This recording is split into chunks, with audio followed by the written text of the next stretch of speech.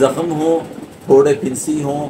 پھر کوئی گلٹی کا معاملہ ہو، وہ چہرے کے اوپر کوئی دانے ہوں، اگر مٹی مل جاتی ہے تو پھر بہترین حل یہی ہے، اس کا علاج یہی ہے کہ اب صاحب ایک سوال کیا جاتا ہے جسم پر بہت سے زخم بن جاتے ہیں، اور اسی طرح کئی بہنیں کہتی ہیں دانے بن جاتے ہیں فیس کے اوپر،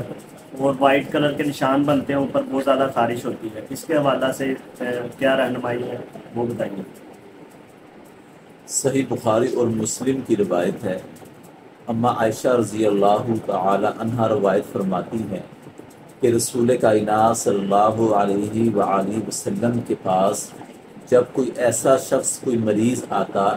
جس کے جسم کے اوپر کوئی زخم ہوتے، کوئی پھوڑے پھنسی ہوتے، تو وہ رسول اللہ صلی اللہ علیہ وسلم کو بتاتا، تو آپ صلی اللہ علیہ وآلہ وسلم اس کا علاج کرتے، اس کی رہنمائی فرماتے۔ میں اس لیے کہتا ہوں کہ شریعت کے اندر، سیرت الانبیاء کے اندر ہر مسئلے کا حل موجود ہے اگر ہم تلاش کرنا چاہیں۔ تو وہ کیا کرتے آپ صلی اللہ علیہ وسلم؟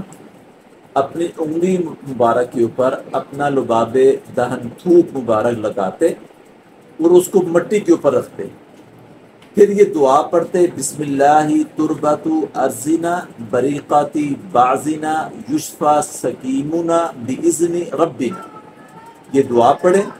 3 دفعہ پڑھ لیں، 1 دفعہ پڑھ لیں، پھر اس زخم کے اوپر، اس دانے کے اوپر جو ہے نا وہ آپ کو جو مٹی ہے وہ آپ لگانا شروع کر دیں۔ دن میں یہ عمل 2 دفعہ کر لیں، 3 دفعہ کر لیں، ٹھیک ہے۔ دوسرے نمبر کے اوپر،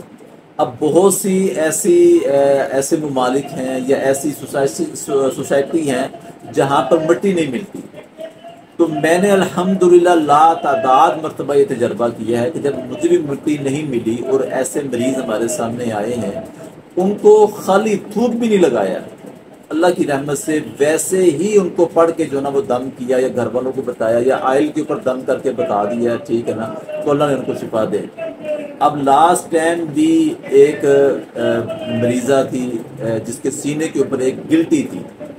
اور ڈر خوف یہ تھا کہ کہیں اللہ معاف کرے وہ کینسر کا مسئلہ نہ بن گیا ہو یا بن نہ جائے، وہ بہت زیادہ خوف زدہ تھے۔